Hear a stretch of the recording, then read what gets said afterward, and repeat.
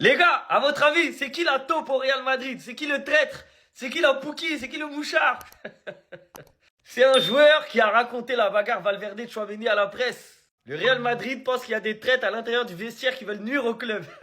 Et apparemment, à ce qui paraît, le vestiaire du Real Madrid est persuadé que c'est Vinicius la taupe. C'est Mundo Deportivo qui sort cet article, c'est pas moi. Le Brésilien balancerait tout ce qui se passe dans le vestiaire Arbeloa lorsqu'il n'est pas là. Donc en fait, je crois qu'il y a deux balances au Real dans le vestiaire. Il y en a deux. Il y a la balance qui dit tout à Arbeloa et il y a la balance qui dit tout à la presse. Parce qu'on va pas se mentir, avec tout ce qui sort là ces derniers jours, il y a forcément un traître. Il y a une taupe. Tous les 5 minutes, il y a une info. C'est pas normal, c'est pas normal. Donc c'est qu'il y a vraiment une taupe. Pour vous, c'est qui la taupe? Est-ce que c'est Vini? Est-ce que c'est Mbappé? Est-ce que c'est Bellingham? On sait pas en fait, on sait pas, ça peut venir de partout. Si on prend les 10 derniers jours là, mais il y a trop d'informations qui sont sorties du vestiaire du Real. Les embrouilles entre Bellingham et Mbappé, la bagarre Tchouaméni-Valverde, la bagarre Rudiger-Carreras, les joueurs qui s'endormaient pendant les séances vidéo de Xabi Alonso. Non, le Real là, c'est la team Nasdaq. C'est n'importe quoi. Le Real Madrid, c'est devenu la team Nasdaq. Là, il est 16h. À 17h, il y aura déjà encore 2-3 nouvelles infos. Limite, là, va falloir qu'on fasse des vidéos toutes les 10 minutes. Non, c'est trop. La fin de saison, là, côté Real, elle va être longue. Hein. Elle va être très longue. Le mercato, il va être long. Ouh. Qui est la taupe? Qui est la balance, selon vous? S'il vous plaît, mettez les séances d'entraînement du Real Madrid sur W9, faites quelque chose, mettez une caméra 24h sur 24. C'est la meilleure série de l'histoire de l'humanité. C'est une dinguerie. Le Real Madrid est la plus grande école primaire de l'histoire. Il se passe des embrouilles, il y en a qui vont répéter et ils veulent tendre un piège pour démasquer le rat, comme quand on était petit. Mais c'est qui a dit? On avait dit de pas dire. Vas-y, on va essayer de faire un truc pour trouver qui a dit. C'est exactement la même chose. La plus grosse dinguerie, c'est que tout le monde pense que c'est Vinicius qui répète tout ce qui se passe en interne à la presse. Si c'est vrai, c'est la fitna du siècle, c'est exceptionnel. Mais quand je vous dis que c'est comme en primaire, c'est pas des blagues, c'est vraiment vrai. Genre là, il y a deux clans comme à l'époque, il y a deux bandes. La team anti-Xabi Alonso, la team Arbeloa, c'est exceptionnel. Et encore une fois, comme on est à l'école primaire, comme quand on était petit, quand il y en a qui jouaient pas beaucoup parce qu'ils étaient nuls, et les parents ils appelaient le coach, ouais pourquoi tu fais pas jouer mon fils? Et bah là il y a les parents de deux joueurs qui auraient appelé Florentino Pérez pour se plaindre du faible temps de jeu de leur fils. On parle du Real Madrid, il y a des parents qui ont appelé, mon fils il joue pas assez. Mais on est en district, on est en primaire ou on est au Real là? C'est la situation la plus enfantine que j'ai vue de toute ma vie dans un club de football. Encore une fois, comme on est en primaire, quand Xabi Alonso faisait des séances tactiques, il y en a qui faisaient semblant de dormir pour montrer qu'ils s'en foutaient. Mais on est en quelle classe? On a quel âge, sincèrement? C'est un joueur qui a raconté la bagarre Valverde-Tchouaméni à la presse. Le Real pense qu'il y a des traîtres à l'intérieur du vestiaire qui veulent nuire au club.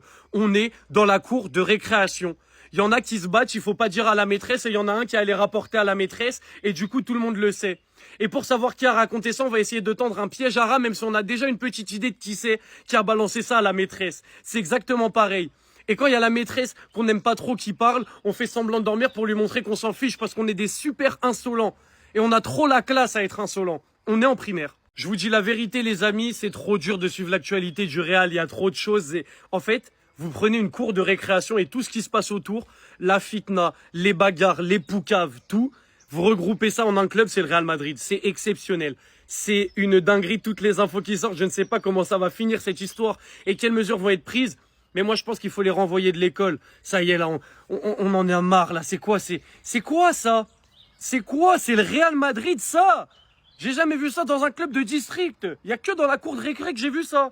C'est trop. Madridistas, Valverde a pris la parole sur la situation avec Aurélien Tchouaméni. On va essayer de regarder ce qu'il dit et on va analyser ça ensemble. Alors il dit, hier j'ai eu un accident avec un coéquipier à la suite d'une action pendant l'entraînement où la fatigue due à la compétition et la frustration font que tout prend des proportions plus grandes qu'en réalité. Dans un vestiaire normal, ces choses peuvent arriver et se règlent entre nous sans devenir public. Et là, ça devient intéressant. Évidemment, ici, il y a quelqu'un derrière tout ça qui s'est empressé de raconter l'histoire, ajouté à une saison sans titre où le Real Madrid est toujours au centre de l'attention et où tout est amplifié. Déjà, Valverde nous confirme que l'ambiance déjà est très tendue dans le vestiaire. Certes, il n'y a peut-être pas eu bagarre, mais il y a souvent des altercations entre les joueurs. Mais il confirme également qu'il y a bel et bien une taupe dans le vestiaire. Et il le dit clairement, hein. Évidemment, ici, il y a quelqu'un derrière tout ça qui s'est empressé de raconter l'histoire.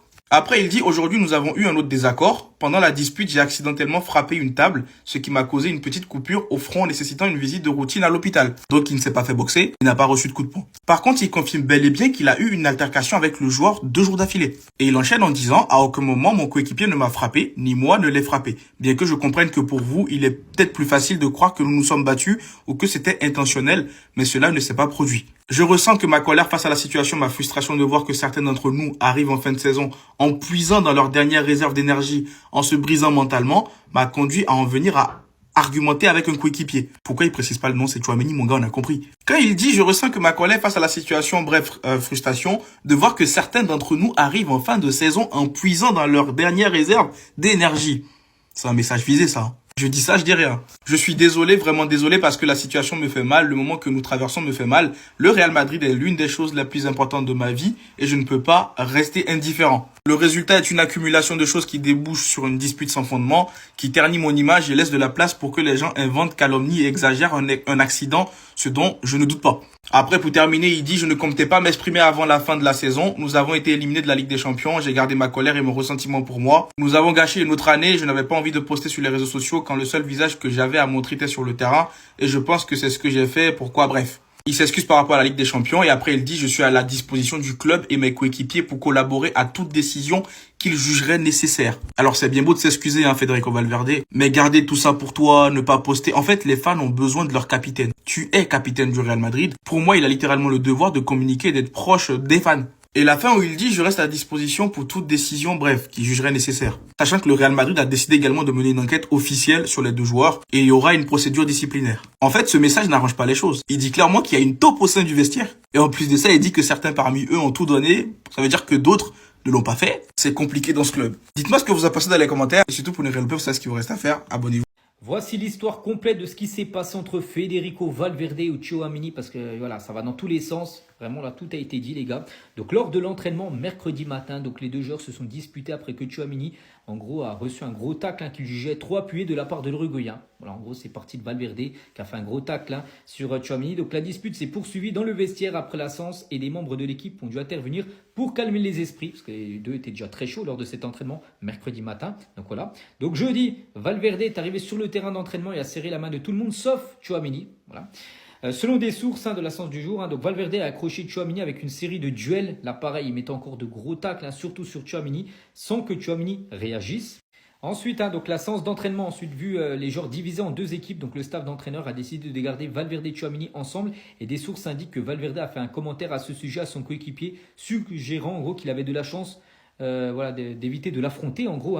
Donc après la séance de retour dans le vestiaire, Tchouaméni a alors demandé à Valverde de s'approcher. Valverde l'a insulté. Tchouaméni a ensuite frappé le joueur de 27 ans. Les 2 ont commencé à se bagarrer et Valverde s'est cogné la tête contre une table, perdant connaissance. Donc Valverde, il saignait énormément. Donc il y avait une grande inquiétude concernant son état dans la pièce, y compris de la part de Tchouaméni. Et il a repris connaissance, a été transporté à l'hôpital où il a eu 3 points de suture. Donc voilà vraiment ce qui s'est passé. Voilà, ces dernières heures, donc c'est une dinguerie totale.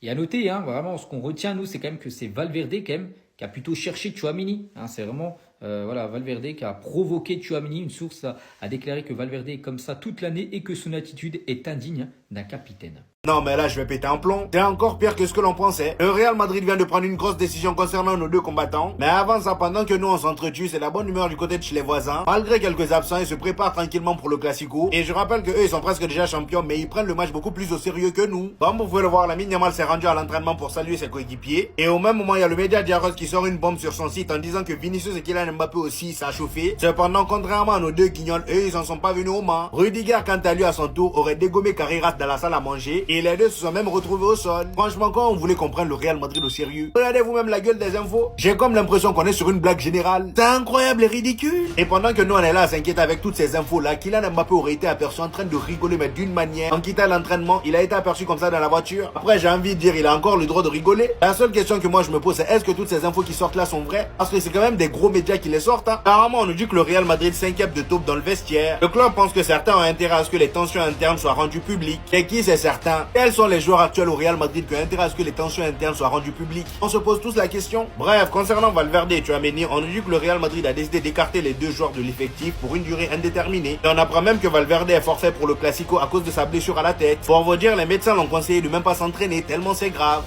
Aïe oh, les fratés, les problèmes. Tous les jours, toutes les minutes, toutes les heures qui passent, il y a un nouveau truc qui sort. Vous avez évidemment pas pu passer à côté de la news d'hier. La bagarre. Que dis-je? Le main event. Aujourd'hui encore, de nouvelles informations sortent. Lors des séances tactiques de Xabi Alonso, certains Madrilènes faisaient semblant de dormir.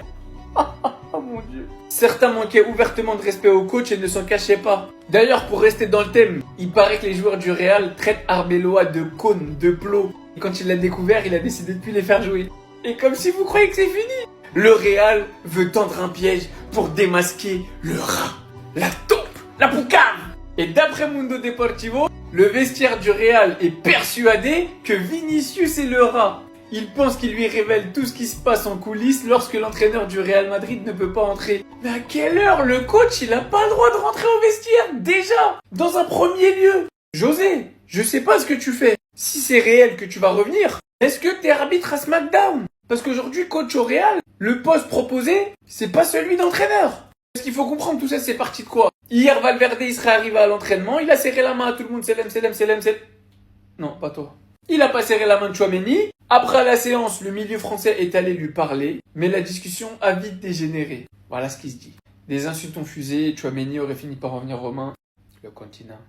Moi je suis désolé de vous dire que je me régale. Mais si ce qui sort est réel, comme là on apprend l'Uruguayen est comme ça toute l'année et a un comportement indigne d'un capitaine. Mais en fait, faut virer tout le monde, tout simplement. Très réellement, tu vires tous les indésirables. Tous les mecs qui dormaient pendant les séances vidéo de Xabi Alonso. Tous les mecs qui traitent Arbeloa de cône, de plot. Tous les mecs qui ont pas envie de se bouger les fesses. Et tu repars à zéro avec les mecs qui sont motivés. Peu importe qui, où, comment, s'ils sont nuls, tu gardes que ces mecs-là et tu reconstruis sur eux. Et je vais aller plus loin. Tu fais une réunion de crise et tu refais des élections. Bref, je vous donne juste des petits conseils les Madrilènes. Vous prenez pas, c'est comme vous voulez. Si vous voulez pas m'écouter, y a pas de souci. Vous reviendrez dans 2 ans, encore me dire t'avais la vision, t'avais raison.